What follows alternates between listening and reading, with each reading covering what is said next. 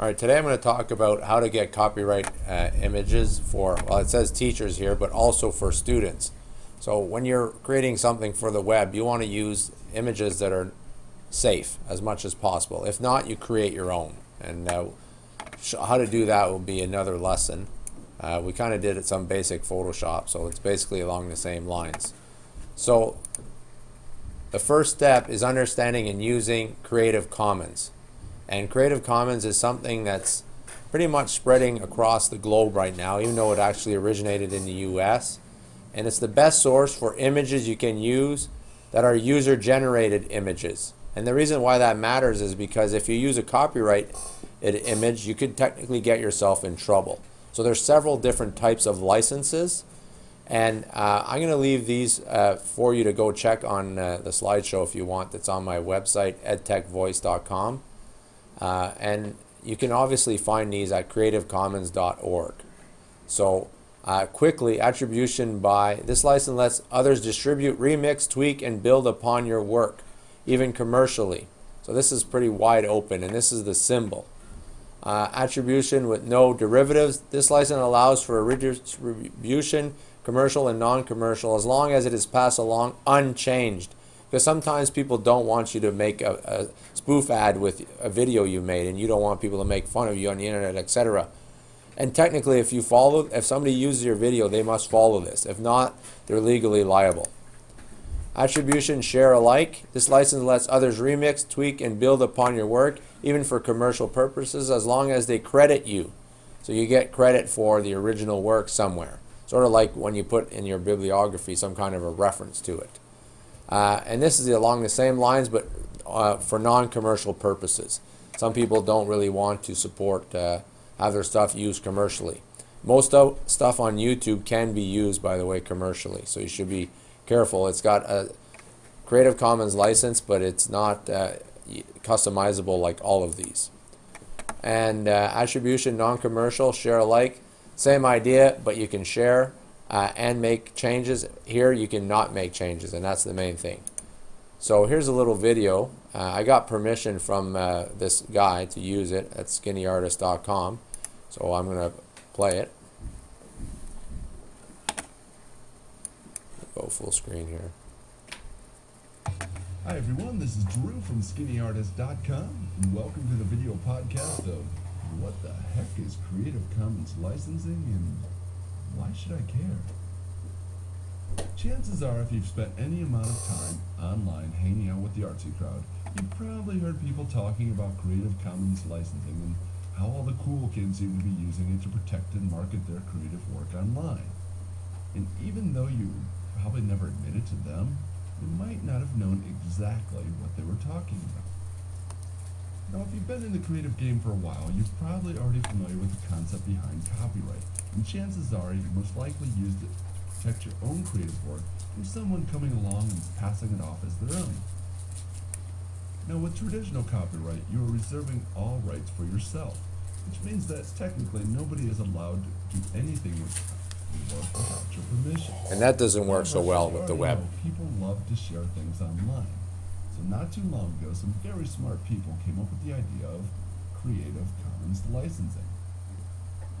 Now, while traditional copyright prohibits you from doing virtually anything with the creator's work without his or her permission, Creative Commons license gives people permission to use a work in a specific way without having to contact the creator of that work. Creative Commons license is not really an alternative to traditional copyright. Instead, they work together, and they allow you to define exactly what you do and do not want people to do with your creative work. In other words, you're giving away some of your rights in order to encourage people to share your creative work, while still retaining most of your legal rights. So with Creative Commons licenses, you keep your copyright, but you share your creativity. Now, when we decide to put a Creative Commons license on our work, it's important that we understand exactly what rights we're giving away and which ones we're keeping for ourselves. Now, essentially, there are 6 different Creative Commons licenses that we can use in our work. Now, before we get into the specific licenses, however, we need to talk a little bit about some of the icon symbols that are used in the individual license. The first icon here is simply our Creative Commons icon, which is included in all the individual licenses.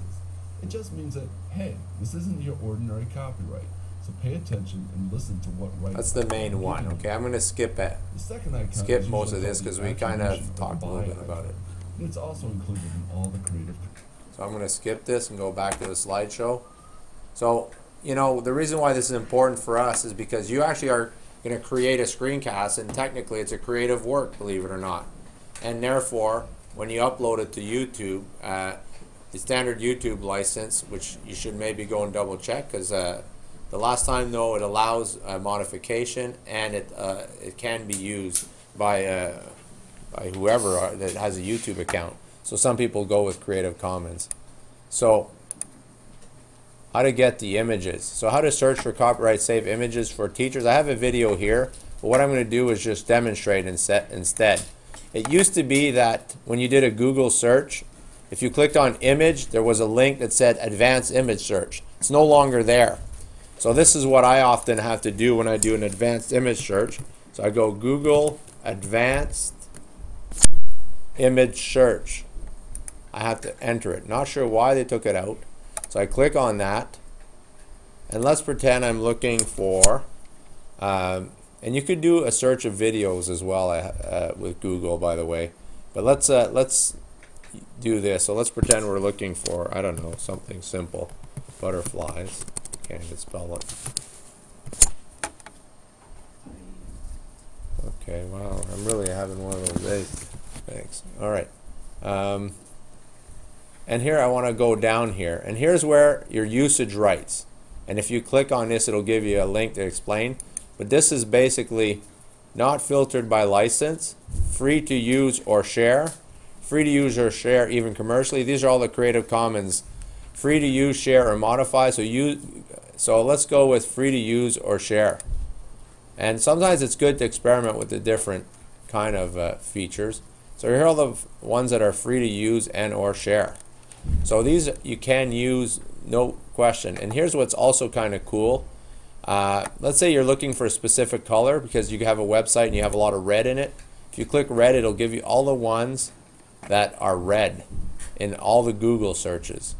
Label for reuse. You still have that license, so you can see different sizes as well. Because this kind of matters if you're a web editor and maybe you want to see the quality of the image. Let's go and check out here. There's one here that allows you to input manually the type of custom range. No, that's not it. Okay, well, anyways, it's not showing up there. But sometimes you want to see how many pixels there are in it. And it used to be available, and it's not available in this drop down menu, which I think is great, but they kind of left that out. So the bottom line is you can click and see the image, and often right click save image as and save it to your desktop if you want to use it. So that's one area you can search for Creative Commons images. Another one that I really like that I'm going to show you is Flickr. Spelled like this, and this is full of well, it's looking for I need Google search there actually. So we're going to look for their search and advanced search. Flickr is really good. It has a lot of the images you find on Google are there too, and you have to scroll down and select, here's the Creative Commons symbol, find content to use commercially, find content to modify, only search within Creative Commons licensed content. So again, I'm going to type butterflies.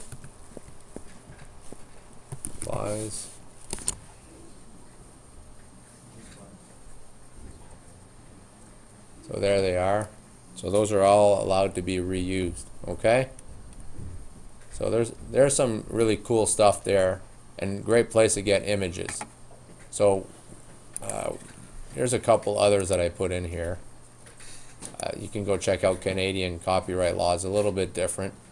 Here's Here's a website, freevectors.net. You can go and get a whole bunch of images as well that are free to use. Flickr.com, if you're looking for icons that are free. You can also do an image search for icons. Open clip art, those are clip art that you can use in your website. PD clip art, and Picasso, of course. So I'm going to stop that there, and